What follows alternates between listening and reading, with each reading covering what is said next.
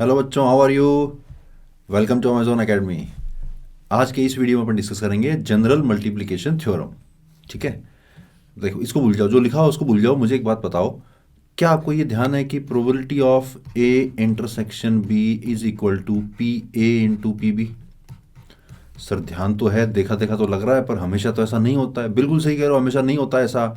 ऐसा होता है सिर्फ तब जब इंडिपेंडेंट इवेंट्स हों। ए और बी इवेंट जब इंडिपेंडेंट इवेंट्स हों तभी ऐसा होगा कि probability of A intersection B is equal to P A into P B, independent events. लेकिन अगर ये इंडिपेंडेंट नहीं है तो क्या करना होगा? उस केस में probability of A intersection B is equal to probability of A multiplied by probability of B given that A has already occurred. ये फॉर्मूला है। सर ये तो अजीब सा लग रहा है। अजीब सा लग रहा है तो इसकी वैल्यू तो ध्यान होगी, कंडीशनल प्रोबेबिलिटी वाली। P B given that A has already occurred is equal to P A intersection B divided by P A. इसको क्रॉस मल्टीप्लाई करके यहाँ ले जाओ तो बन गया P A into P of B by A is equal to P of A intersection B. यही तो लिखा है, देखो यही तो लिखा हुआ है। समझ गए? तो काम की बात यह है कि जब क्वेश्चन में इस तरह का हो कि एक के बाद एक इवेंट होते जा रहे हैं, तो इंडिपेंडेंट जब होते हैं तब तो अपन डायरेक्टली सबकी अलग अलग प्रोबेबिलिटी निकाल के मल्टीप्लाई कर देते हैं। इंडिपेंडेंट ना हो तो ये सोचना कि ये वाला इवेंट होने के बाद अब इस बी इवेंट के होने की प्रोबेबिलिटी क्या है, डिपेंडिंग ऑन क्वेश्चन। क्वेश्चन करेंगे तो और क्लियर आएगा। मान लो इस तरह का हो, 3 इवेंट हो रहे हो, एक के बाद एक 3 इवेंट हो रहे हो, तो probability of A multiplied by probability of B given that A has already occurred. A के बाद बी हुआ तो बी के होने की probability given that A already हो चुका है, multiplied by probability of C given that A and B have already occurred. तो ये फॉर्मूला याद नहीं रखना है, बस थॉट प्रोसेस ध्यान में रखना है कि एक के बाद एक के बाद एक इवेंट होते जा रहे हैं, उन सबको मल्टीप्लाई करते जाओ। बस इतना ध्यान रखो कि जो अगला इवेंट हो रहा है उस पे पिछले वाले इवेंट की होने की प्रोबेबिलिटी पे फर्क पड़ रहा है या नहीं पड़ रहा है। देखो question, a box contain 7 red and 4 white balls. एक बॉक्स में 7 रेड और 4 व्हाइट बॉल्स हैं। 4 व्हाइट बॉल्स हैं। 2 balls are drawn with replacement, यानी एक एक करके निकाला है, निकाला वापस डाला, निकाला वापस डाला। Find the probability that both the drawn balls are red. क्या कहा मैंने? इवेंट बना लो, प्रोबेबिलिटी निकालनी है किसकी? पहली बॉल भी रेड निकले, दूसरी बॉल भी रेड निकले। बीच में कुछ लगा हुआ नहीं है, इसका मतलब इंटरसेक्शन लगा हुआ है, एंड लगा हुआ है। First ball red and second ball red, this is equal to पहली बार रेड बॉल निकले, कितनी प्रोबेबिलिटी है? 7/11 दिख रहा है, तो 7/11 मल्टीप्लाइड बाई दूसरी बार भी रेड बॉल निकले, 7/11 ही तो है, क्योंकि बॉल को वापस रिप्लेस कर दिया गया था। बॉल को रिप्लेस नहीं किया होता तो सेकंड बार जो रेड बॉल निकलने की प्रोबेबिलिटी वो तो कुछ चेंज हो जाती, लेकिन अब की बार चेंज नहीं हो रही है। सिंपल सा आंसर आ गया 49/121। नहीं समझे? दूसरा पार्ट समझो। अगर पहला पार्ट समझ में नहीं आया तो दूसरा पार्ट ध्यान से देखो, सेम पार्ट है, फिर से समझ में आ जाएगा। Both the drawn balls are white, यानी पहली बॉल भी व्हाइट निकले एंड दूसरी बॉल भी व्हाइट निकले, दिस इज इक्वल टू पहली बॉल व्हाइट निकले, क्या प्रोबेबिलिटी? 4/11 मल्टीप्लाइड बाई दूसरी बॉल व्हाइट निकले, क्या प्रोबेबिलिटी? वो भी 4/11 ही तो है, क्योंकि बॉल्स को रिप्लेस किया जा रहा है, 16/121।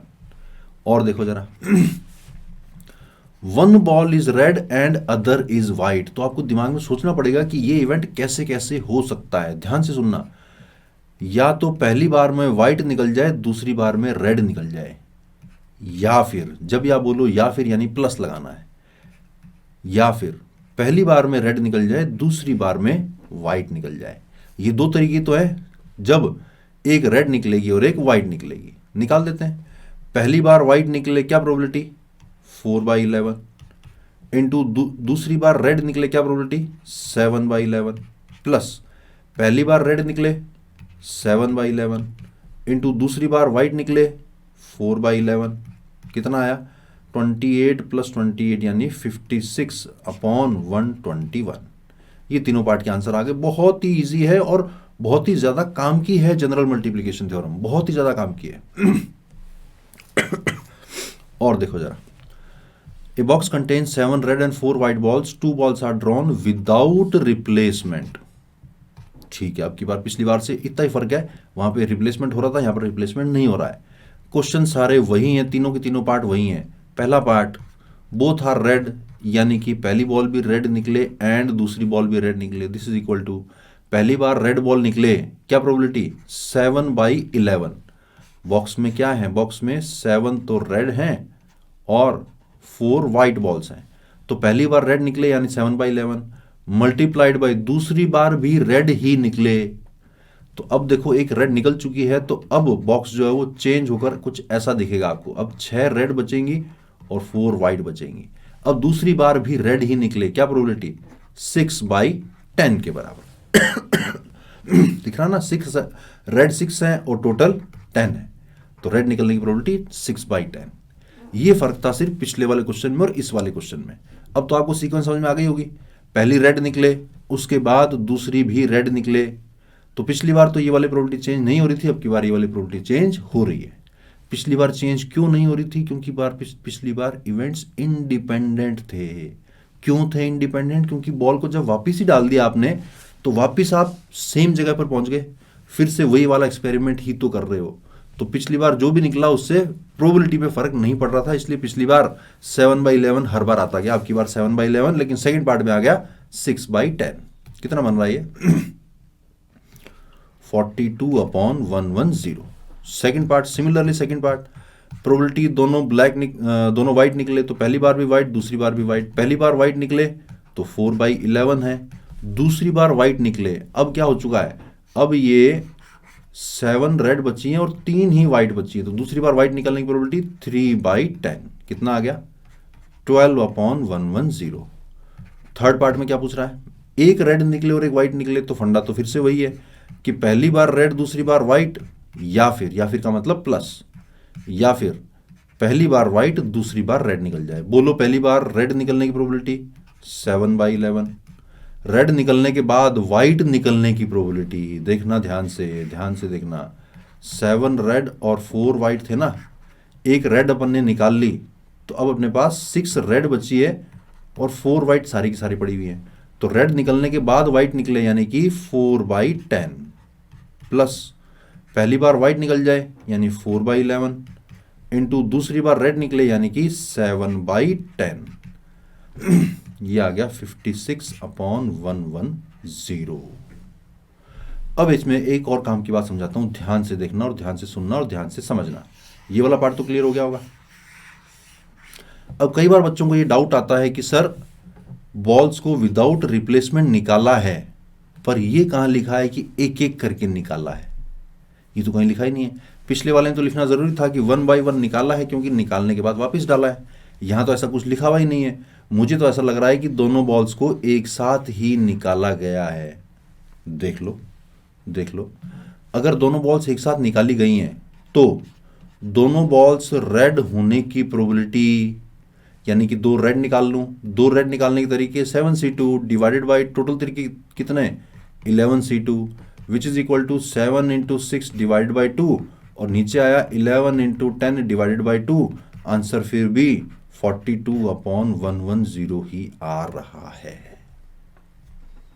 बड़ा काम का रिजल्ट है ये कि अगर आप बॉल्स को एक एक करके निकाल रहे हो चाहे एक साथ निकाल रहे हो, प्रोबेबिलिटी पे फर्क नहीं पड़ता है। याद रखना इसको, जब भी कंफ्यूजन आए ये वाली बात याद रखना, बॉल्स को एक एक करके निकाल रहे हो या एक साथ निकाल रहे हो, प्रोबेबिलिटी पे फर्क नहीं पड़ता है। हां, अगर बॉल्स को निकाल के वापस डाला गया है, रिप्लेस किया गया है, तो कहानी चेंज हो जाएगी। अदरवाइज आप चाहे एक साथ करके निकाल लो, चाहे आप इस तरह से एक एक करके निकाल लो, आपके आंसर पे फर्क नहीं पड़ेगा। बड़ी काम की बात है, ध्यान रखना इसको, ठीक है। Sorry. 3 faces of a fair die are yellow, 2 faces are red and 1 is blue. अच्छा, एक डाइस है, उस पे 3 फेसेस पे तो येलो है, 2 फेसेस रेड हैं, 2 फेसेस पे रेड है और एक फेस पे ब्लू कलर किया हुआ है। ठीक है जी। डाई इज टॉस्ड 3 टाइम्स, ठीक है। Probability that the colours yellow, red and blue appear in the first, second and third tosses respectively. ये तो सिंपल है, ये तो खुद परोस के दे दिया क्या कि पहली बार में येलो निकले, दूसरी बार में रेड निकले, तीसरी बार में ब्लू निकले। बताओ प्रोबेबिलिटी कितनी। तो पहली बार येलो निकलने की प्रोबेबिलिटी, आपने डाइस फेंकी, उस डाइस पे येलो आने की प्रोबेबिलिटी कितनी है? 3/6 है ना, क्योंकि 3 चेहरों पर येलो है तो 3/6। येलो आने की प्रोबेबिलिटी 3/6 मल्टीप्लाइड बाई रेड आने की प्रोबेबिलिटी 2/6 मल्टीप्लाइड बाई ब्लू आने की प्रोबेबिलिटी 1/6। कितना आसान है, 3 × 6 कैंसिल हुआ, आंसर आ गया 1/36। तो प्रोबेबिलिटी के खासकर जेईई मेंस के मैक्सिमम क्वेश्चन इसी तरह के दिखेंगे आपको कि अगर आपने इस तरह से इवेंट सोच लिया, इसके बाद ये इवेंट हो रहा है, तो एक लाइन में आंसर आ सकता है। ठीक, और देखते हैं जरा। A man draws a card from a pack of 52 cards and then replaces it. ध्यान से पढ़ना, रिप्लेस किया है। After shuffling the pack he again draws a card. This he repeats a number of times. Find the probability that he will draw a heart for the first time in the third draw. यानी कि तीसरी बार जो पत्ता निकले वो heart होना चाहिए और उससे पहले कोई भी हार्ट नहीं निकलना चाहिए। कितना सिंपल है, पहली बार में हार्ट ना निकले, दूसरी बार में हार्ट ना निकले और तीसरी बार में हार्ट निकल जाए। ये इवेंट अगर आपने सोच लिए, अब तो सिर्फ प्रोबेबिलिटी मल्टीप्लाई करनी बाकी रही है और कुछ नहीं है।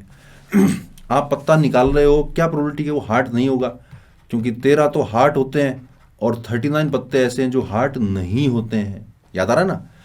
तो अच्छा, रिप्लेस करके भी निकाल रहे हो, तो पहली बार जब आपने पत्ता निकाला, क्या प्रोबेबिलिटी कि वो हार्ट ना हो? 39/52 मल्टीप्लाइड बाई दूसरा बार पत्ता निकाला, रिप्लेस कर चुके हैं, यानी फिर से प्रोबेबिलिटी 39/52 ही आ जाएगी। तीसरी बार जाके हार्ट निकल जाए, यानी कि 13/52। पहला वाला तो शायद 3/4 है, दूसरा वाला भी 3/4 है, तीसरा वाला भी 1/4 है। आंसर आ गया 9/64। कहा था ना मैंने, एक लाइन में आंसर आ सकता है अगर आपने इस तरह के इवेंट सोच लिए कि एक के बाद क्या इवेंट हो रहा है, किस सीक्वेंस में हो रहा है और हर बार हर इवेंट की प्रोबेबिलिटी क्या है। क्लियर? और देखते हैं जरा।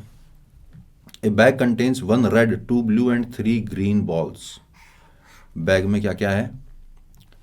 एक तो रेड बॉल है, 2 ब्लू बॉल्स हैं एंड 3 ग्रीन बॉल्स हैं। 3 ग्रीन बॉल्स हैं। A, B and C in order. Draw one ball from the bag and put it back after noticing its color. एक एक करके बारी बारी से, पहले A निकालता है, फिर B निकालता है, फिर C निकालता है। बॉल निकाला, कलर चेक किया, वापस डाल दिया। ठीक है।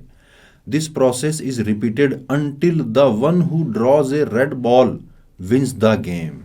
तो ये बॉल निकाल के वापस डालने का सिलसिला चलता रहेगा, लेकिन जैसे ही किसी की रेड बॉल निकल के आएगी वो गेम जीत जाएगा और गेम वहीं पे रुक जाएगा। लेकिन जब तक किसी की बॉल रेड नहीं निकलेगी, सब अंदर हाथ डाल रहे हैं, बॉल निकालते जा रहे हैं, जब तक किसी की रेड बॉल नहीं निकली तब तक गेम चलता जाएगा। Find the probabilities of their respective winnings. अब सवाल पढ़ के ये लगता है कि यार ये तो जब चलता ही जा रहा है तो number of favourable outcome divide by total number of outcome में तो कैसे निकालूं? नहीं, अभी भी क्या समझाया मैंने, इवेंट्स बनाना सीखो। देखो, प्रोबेबिलिटी की ए जीतेगा इज इक्वल टू प्रोबेबिलिटी की, सबसे पहले ए की बारी आई, ए को रेड बॉल मिल गई, गेम खत्म। ए के जीतने की प्रोबेबिलिटी निकाल रहा हूं मैं, तो ए के जीतने के रास्ते क्या क्या है? या तो पहली बार में ही रेड बॉल निकल गई, यानी ए ने निकाली थी, ए की बारी सबसे पहले है, पहली बार में रेड बॉल निकल गई, या फिर का मतलब प्लस प्रोबेबिलिटी ऑफ पहली बार में रेड बॉल नहीं निकली, दूसरी बार में भी रेड बॉल नहीं निकली, तीसरी बार में भी रेड बॉल नहीं निकली, चौथी बार में रेड बॉल निकल गई। ये वाला फंडा समझ में आया क्या? क्यों? क्योंकि ये तो ए की बारी थी, फिर बी की बारी थी, फिर सी की बारी थी, फिर वापिस जाके ए की बारी आई थी। तो ए को जिताना है अपन को। ए या तो पहली बार में जीत जाएगा, या जब दूसरी बारी आएगी तब जीतेगा, या फिर क्या समझे क्या? या फिर वो तीसरी बारी में जीतेगा। तीसरी बारी में जीतने का मतलब पहले 3 राउंड हो गए, मतलब पहला 1 राउंड कंप्लीट हो गया, किसी की रेड नहीं निकली, फिर एक राउंड और हो गया, किसी की रेड नहीं निकली, लास्ट में जाके रेड निकल गई, ऐसा तो इन्फिनिटी तक चलता रहेगा, पता नहीं एक कौन से राउंड में जाकर जीते।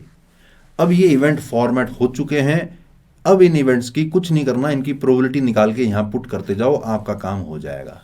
समझे कि नहीं समझे?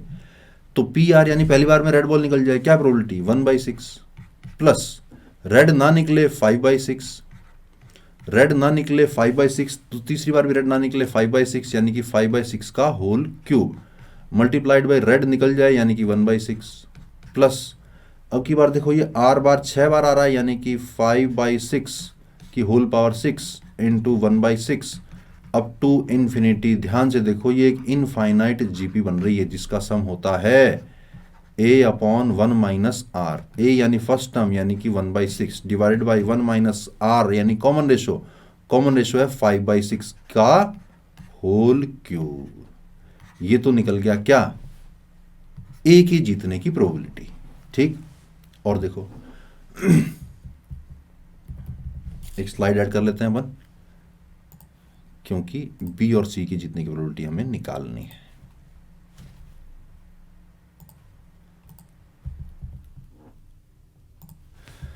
देखो ए के जीतने की प्रोबेबिलिटी निकाल ली अपन ने, अब बी के जीतने की निकालूंगा अगर, तो मुझे इवेंट बनाने हैं फिर से कि बी के जीतने के रास्ते क्या क्या हैं। बी को जिताने के लिए पहली बार में रेड ना निकले, दूसरी बार में रेड निकल जाए। समझे क्या, नहीं समझे? क्योंकि पहली बारी तो ए की है ना, पहली बार तो ए निकालेगा, तो ए की रेड ना निकले, बी की जैसी पहली बारी आए बी की रेड बॉल निकल जाए, या फिर ए से रेड नहीं निकली, बी से भी रेड नहीं निकली, सी से भी रेड नहीं निकली, फिर ए से फिर से रेड नहीं निकली, लेकिन बी से दूसरी बार में रेड निकल गई। समझे क्या? बी हो सकता है अपने पहले राउंड में जीतेगा या अपने दूसरे राउंड में या तीसरे राउंड में चलते चलते इन्फिनिटी तक। This is equal to R bar बना लो फिर से। क्या था बैग में था 1 रेड 2 ब्लू, 1 रेड 2 ब्लू और 3 ग्रीन। तो आर बार की वैल्यू तो थी 5/6 मल्टीप्लाइड बाई रेड निकले 1/6 प्लस 4 बार है यानी 5/6 की होल पावर 4 इंटू एक बार रेड यानी 1/6। पता है अपन को कि इनफाइनाइट जीपी बनने वाली है, तो दो टर्म्स लिख के काम चल जाएगा। तो a अपॉन 1 माइनस आर, ए तो है 5/36 अपॉन 1 माइनस आर कितना है, आर तो अब की बार भी 5/6 का होल क्यूब ही है। देख लो भले, ये 1/6 तो रिपीट हो रहा है और 5/6 की पावर 1 से 5/6 की पावर 4 तक जा रहा है यानी 5/6 का क्यूब। ये निकल गई बी के जीतने की प्रोबेबिलिटी। सोचो सी की निकालनी हो तो इतनी जद्दोजहद करनी है क्या? नहीं, सी की निकालने के लिए 1 में से ए की प्रोबेबिलिटी और बी की प्रोबेबिलिटी को माइनस कर देना, क्योंकि तीनों में से कोई ना कोई तो जीतेगा ही, भले ही गेम इनफाइनाइट तक जाए लेकिन कोई ना कोई तो जीतेगा ही। तो सी का निकालने के लिए इतनी लंबी जीपी बना के उसका सम निकालने की जरूरत नहीं है, सीधा 1 माइनस ए की जीतने की प्रोबेबिलिटी माइनस बी के जीतने की प्रोबेबिलिटी। तो ये अपन ने समझा किया और क्वेश्चन सॉल्व करे किस टॉपिक के, जनरल मल्टीप्लिकेशन थ्योरम के, which is very very important. Maximum सवाल इस तरह का अगर आप सोच डेवलप कर लोगे तो मैक्सिमम सवाल आपके निकल जाएंगे। समझ गए? Thank you for watching this video, happy learning. For detailed videos, daily practice problems and live chat, visit academy.amazon.in or download the app.